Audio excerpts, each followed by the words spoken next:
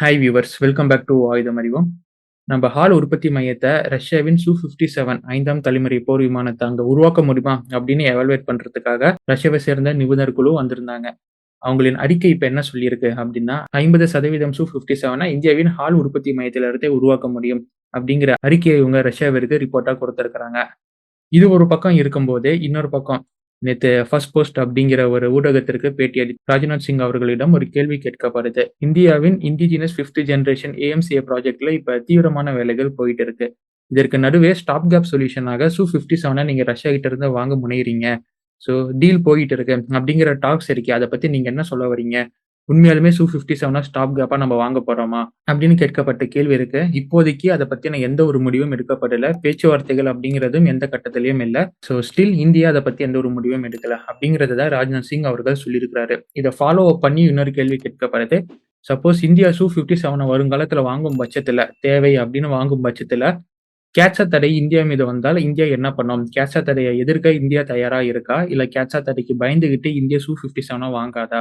Suppose வாங்குற மாரி இருந்தா? அப்படிங்கிற கேள்விக்கு Su-57னால இந்தியாவின் பவர், இந்தியாவின் ஸ்ட்ரென்த் ஆனது உயருமானால் கண்டிப்பா இந்தியா இந்த Su-57 வாங்கும். எந்த ஒரு மிரட்டலுக்கோ இல்ல கேட்ஸா மாரியான தடைக்கு பயந்து இந்தியா வாங்காம இருக்காது. ஸோ இந்தியாவுக்கு தேவை, இந்தியாவின் பவர் கூடும்னா கண்டிப்பா அந்த போர் விமானத்த இந்தியா வாங்கும். எந்த ஒரு மிரட்டலுக்கும் பணியாம அப்படின்னும் அவரு சொல்லியிருக்கிறாரு. If India need India will buy அப்படிங்கிறது தான் அவருடைய டெசிஷனா இருக்கு. அதுல எந்த ஒரு இடையூறுகள் வந்தாலும் அதை எதிர்க்க இந்தியா தயாரா இருக்கு அப்படிங்கிறத நம்மளுடைய புரிதலாக எடுத்துக்கலாம். ஒரு பக்கம் ரஷ்யன்ஸ் ஹாலை எவலுவேட் பண்ணி 50% இந்தியால உருவாக்கலாம் அப்படின்னு கொடுத்துட்டாங்க. இன்னொரு பக்கம் ராஜ்நாத் சிங் அவர்கள் நமக்கு தேவைன்னா நம்ம வாங்குவோம். எந்த ஒரு பிரச்சனை வந்தாலும் அதை எதிர்கொள்ள தயாரா இருக்கிறோம் அப்படின்னு சொல்லிட்டாங்க. இப்ப இந்தியா ரஷ்யாவிற்கு போய் இந்த Su-57 நேரடியா எவலுவேட் பண்ணாங்க. India are completely unsatisfied with Su-57. வியப்பா இருக்குல்ல? என்ன காரணம் அப்படிங்கிறது தான் இன்னைக்கான காணொலியில நாம பார்த்து தெரிஞ்சுக்க போறோம். ஸோ நீங்கள் பார்த்துக் கொண்டிருப்பது ஆயுதம் அறிவோம். இது இந்திய defence update series. Let's dive into it நண்பர்களே.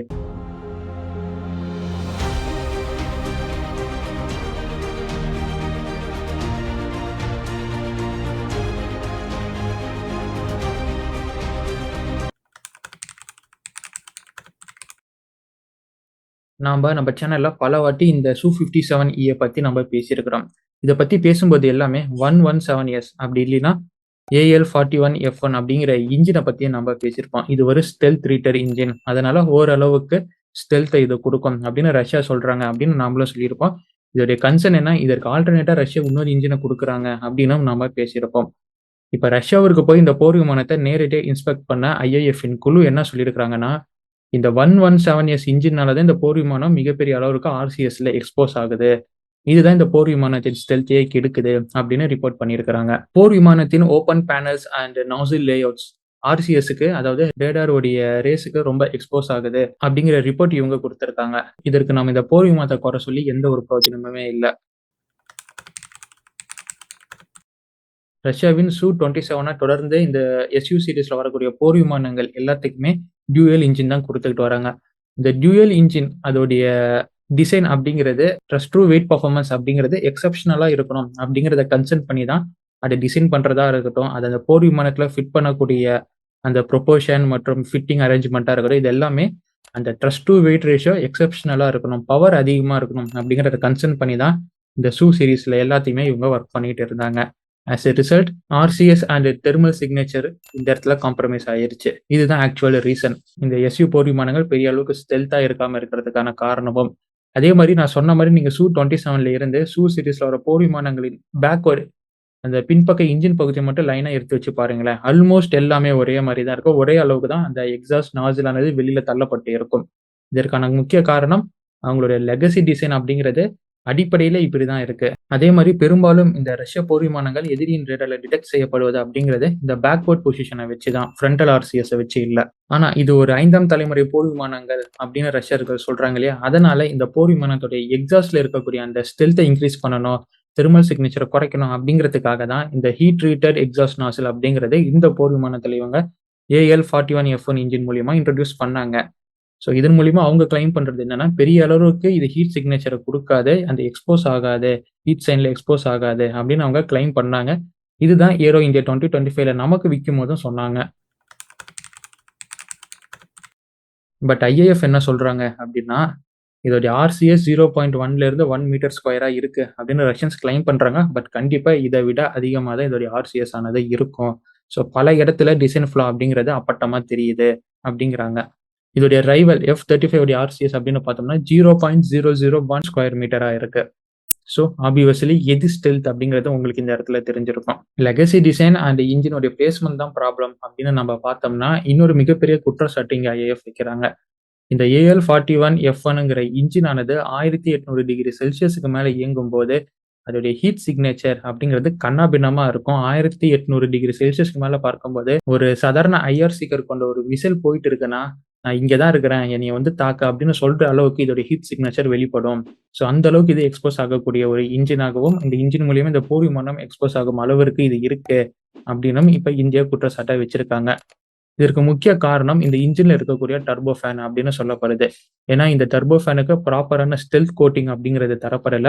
நான் செரேட்டட் நாசில் இதுல இருக்கு அப்படின்னு சொல்றாங்க. ஆப்வியஸ்லி செரேட்டட் அப்படின்னா ஷார்ப் எட்ஜஸ் கொண்டதா இருக்கும். அந்த போர் விமானங்கள ஷார்ப் எட்ஜஸ் அப்படிங்கிறது தான் அந்த அந்த ஆர்சிஎஸ்க்கு பேக் போனா இருக்கக்கூடிய ரேடியோ வேவ்ஸை வந்து ரிஃப்ளெக்ட் பண்ணக்கூடியதா இருக்கும். ஸோ எந்த இடத்துலலாம் ஷார்ப் எட்ஜஸ் இருக்கோ அந்த இடத்துலலாம் ப்ராப்பரான ஒரு ரிஃப்ளெக்ஷன் இருக்காது. கண்ணாபின்னான ரிஃப்ளெக்ஷன் இருக்கும். அதன் மூலியமா ஆர்சிஎஸ் குறைக்கப்படும். ஆனா இந்த இடத்துல நான் செக்ரிகேட்டட் எட்ஜஸ் அப்படிங்கிறது இன்ஜின்ல இருந்து பல பகுதிகள்ல இருக்கும் காரணத்தினால இது காம்ப்ரமைஸ் ஆகுது அப்படின்னு இவங்க கிளைம் பண்ணியிருக்கிறாங்க. இந்த இடத்துல இன்ஜினால போர் விமானத்தின் ஆர்சிஎஸ் மட்டும் கேள்விக்குறியாக்கப்படல. இவங்க நாங்க ஒர்க் பண்ணோம் அப்படின்னு சொன்ன அந்த ஹீட் சைன் அதுவே இந்த இடத்துல கேள்விக்குறியா தான் இருக்கு. இது இந்திய அதிகாரிகள் முக்கியமான ஒரு கருத்தாக வச்சிருக்கிறாங்க. இப்ப இது மாதிரி ஆர்சிஎஸ்ல அடி வாங்கிடுச்சு, ஹீட் சிக்னேச்சர்ல அடி வாங்கிடுச்சு அப்படின்னு கண்டுபிடிச்ச பிறகு ஐஏஎஃப் இந்த Su-57 உடைய ஓவரால் ரேம் கோட்டிங் அதோடைய டேட்டாவா வாங்குறாங்க. இந்த ரேம் கோட்டிங் இத்தனை வருஷம் பெர்ஃபார்ம் பண்ண டேட்டாவையும் இவங்க கலெக்ட் பண்றாங்க. எதற்காக அப்படின்னா, ஏன்னா இன்ஜின்ல ஓரளவுக்கு ஸ்டெல்த் கோட்டிங் இவங்க குடுக்கல அப்படின்னு கண்டுபிடிச்சாங்க. ஸோ ஓவராலாவே ஸ்டெல்த் கோட்டிங் எந்த அளவுக்கு இருக்கு அப்படிங்கிற கன்சர்ன் இவங்களுக்கு வந்திருக்கு. லிமிட்டட் ரேம் கோட்டிங் தான் வச்சிருக்காங்க. அப்பனா ரிப்பீட்டடா ரேம் கோட்டிங்கை நம்ம மெயின்டெனன்ஸ் பண்ணணும். ஸோ மெயின்டெனன்ஸ் பண்ணணும்னா காஸ்ட் எஃபிஷியன்சில இது ரிஃப்ளெக்ட் ஆகும். ஸோ ரேம் கோட்டிங் அப்படிங்கிறதும் இந்த இடத்துல இருக்கு. சரி, லிமிட்டட் ரேம் கோட்டிங் தானே வச்சிருக்காங்க. India desserts and India tropical கண்டிஷன்ல இது எப்படி செயல்படும் அப்படிங்கிறத எவாலுவேட் பண்றதுக்காகவும் எந்த அளவுக்கு நமக்கு மெயின்டெனன்ஸ் தேவைப்படும் ரேம் கோட்டிங்க்கு அப்படிங்கிறத எவாலுவேட் பண்றதுக்காகவும் தான் இப்போ அந்த ஷீட்டை இப்போ இந்தியா கேட்டிருக்காங்க. அடுத்து manufacturing flaw, inconsistent sensor aperture shaping. Composite fuselage அப்படிங்கிறது போர் விமானம் முழுமையாக ஒரே மாதிரி சீரா இல்ல. ஒரு இடத்துல இருக்கக்கூடிய காம்போசிட் ஃபியூசலாஜோடைய காம்போசிஷன் ரேஷியோ ஒரு மாதிரி இருக்கு. இன்னொரு இடத்துல இருக்கக்கூடிய காம்போசிட் ஃபியூசலாஜோடைய காம்போசிஷன் ரேஷியோ ஒரு மாதிரி இருக்கு. ஸோ இருக்கும். ஒரு பார்ட்டுக்கு ஏற்ற மாதிரி அதோடைய காம்போசிஷன் வேற மாதிரி இருக்கும்.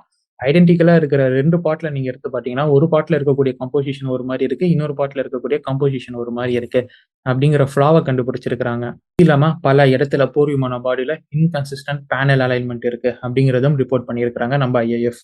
இந்த மேனுஃபேக்சரிங் ஃப்ளா காரணமாக ரேடார் ஸ்கேட்டிங் அப்படிங்கிறது கன்னாபின்னான்னு இந்த போர் விமானத்துல இருக்கும். இது நேரடியா ரேடார்ல சிக்கக்கூடிய சான்ஸ் அதிகப்படுத்தும் இந்த போர் விமானத்திற்கு அப்படிங்கிறது தான் இவங்களுடைய ஓவரால் ரிப்போர்ட்டா இருக்கு. இந்தியால இந்த போர் விமானம் வாங்கும்போது இல்ல உற்பத்தி பண்ணும் பட்சத்துல இதோடைய மேனுஃபேக்சரிங் ப்ராசஸ் உடைய டாலரன்ஸ் அப்படிங்கிறது ரொம்ப கடுமையா ஸ்ட்ரிக்டா இருக்கணும் அப்படிங்கிற ஒரு ரெக்கமெண்டேஷனும் கொடுக்கப்பட்டிருக்கு. அட் லாஸ்ட் Su-57 உடைய ஃபியூச்சர் அப்கிரேட் பாத்.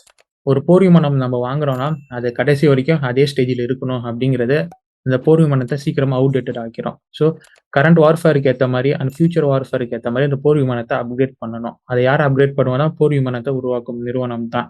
ஸோ இந்த இடத்துல சுகோய் இந்த போர் விமானத்தை எப்படி உருவாக்க போறாங்க, வருங்காலத்துல இதை எப்படி இதோடைய அப்கிரேட் பாத் எப்படி இருக்கு, குறிப்பா மேற்கத்திய நாடுகள் போட்ட பொருளாதார தடை காரணமாக அவங்களுக்கு கிடைக்க வேண்டிய செமி கண்டக்டர்ஸ், ஏவியானிக்ஸ் இதெல்லாம் அவங்க எப்படி ஹேண்டில் பண்ண போறாங்க அப்படிங்கிற மாதிரி பல கன்சர்ன்ஸ் இருக்கு. பட் இந்த வெஸ்டர்ன் சாங்ஷனை ஓவர் கம் பண்றதுக்கு தான் இவங்க இந்தியாவிலே கொண்டு வந்து தயாரிக்கணும்னு சொல்றாங்கன்னு என்னோட பர்சனல் ப்ரிஃபரன்ஸா இருக்கு. இருந்தாலும் ஐஏஎஃப் இது மாதிரி கேள்வியை எழுப்பியிருக்கிறாங்க. வருங்காலத்துல இது அப்கிரேடேஷன் பார்த்து எப்படி இருக்கும் இவங்களுடைய கேள்வியா இருக்கு. ஸோ இந்த கேள்விக்கெல்லாம் ரஷ்யா சார்பாக பதில் கொடுக்கப்பட்டதா அப்படின்னு கேட்டா எந்த ஒரு பதிலுமே இல்லை. ஒரு ப்ராப்பரான ஜஸ்டிஃபிகேஷன் இந்த ஒரு கேள்விக்கு எதுவுமே இல்லை. பட் ஆல்டர்னேட்ஸ் அப்படிங்கிறது ரஷ்யா கொடுத்துருக்காங்க. AL-51 இட்ஸ்லி 30 அப்படிங்கிற ஒரு இன்ஜினை ரஷ்யா இப்போ டெஸ்ட் பண்ணிட்டு இருக்கிறாங்க. இந்த இன்ஜின்ல new composite panels and heat sink assembly அப்படிங்கிறது நிறைய இருக்கு. ஸோ இதை நாங்கள் டெஸ்ட் பண்ணிட்டு இருக்கிறோம். ஒன்ஸ் இதோடைய டெஸ்ட் மற்றும் இதோடைய பர்ஃபார்மன்ஸ் ப்ராப்பரா இருந்துச்சுன்னா இந்த இன்ஜின் மூலியமா எக்ஸிஸ்டிங்கா இருக்கும் AL-41F1 இன்ஜினின் ஹீட் சிக்னேச்சரை விட இதோடைய எமிட் பண்ணக்கூடிய ஹீட் சிக்னேச்சர் 50% குறையும் ஸோ பாதிக்கு பாதி இப்ப இருக்கும் இன்ஜினை காட்டிலும் வரக்கூடிய இன்ஜின் எக்ஸ்போஸ் ஆகுறது கம்மியா இருக்கும் அப்படின்னு அவங்க கிளைம் பண்றாங்க. இதே தான் இந்த இன்ஜினுக்கு இவங்க ஆரம்பத்துல கிளைம் பண்ணாங்க. பட் நேரா போய் பார்த்த பிறகு என்ன ஆச்சு அப்படிங்கிறது நமக்கு தெரியும். இப்ப இதே மாரி தான் அடுத்த இன்ஜின்ல நாங்க நல்லா ஒர்க் பண்றோம். ஸோ இந்த இன்ஜினுக்கு பதிலா அந்த இன்ஜின கொண்டு உங்களுக்கு நாங்க போர் விமானத்த தர்றோம்.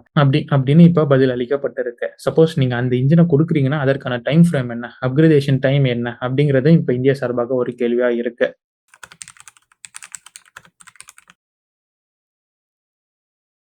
அசஸ் பண்ணதோடைய கன்க்ளூஷனா இப்ப இந்தியா என்ன சொல்றாங்கன்னா, பெர்ஃபார்மன்ஸ் அண்ட் பவர்ல இந்த Su-57 பத்தி எந்த ஒரு சந்தேகமுமே இல்ல. It's a Beast. But India தேடிட்டு இருக்கக்கூடிய இந்த ஸ்டெல்த் அப்படிங்கிறது இந்த போர் விமானத்துல எங்கேயுமே காணோம். இதற்கான பதில கேட்டா, பதில் இவங்க சொல்ல மாட்டேங்கிறாங்க. ஆல்டர்னேட்ட சொல்றாங்க. நாங்க அத ஃபிட் பண்றோம், இத ஃபிட் பண்றோம்னு சொல்றாங்களே தவிர, ப்ராப்பரான ஜஸ்டிஃபிகேஷன இவங்க குடுக்கறதில்ல. ஆஸ் எ ரிசல்ட் இப்போதைக்கு எவாலுவேட் பண்ண ஐஏஎஃப் குழுவுக்கு இது ஒரு அன்சாட்டிஸ்ஃபேக்ஷனா இருக்கு. பட் வேற வழி இல்ல. இத தான் வாங்கணும் அப்படின்னு ஒரு கட்டாயத்திற்கு இந்தியா தள்ளப்பட்டாங்கன்னா வாங்குவாங்க. அதுதான் நம்ம ராஜ்நாத் சிங் அவர்கள் சொல்லியிருக்கிறாரு.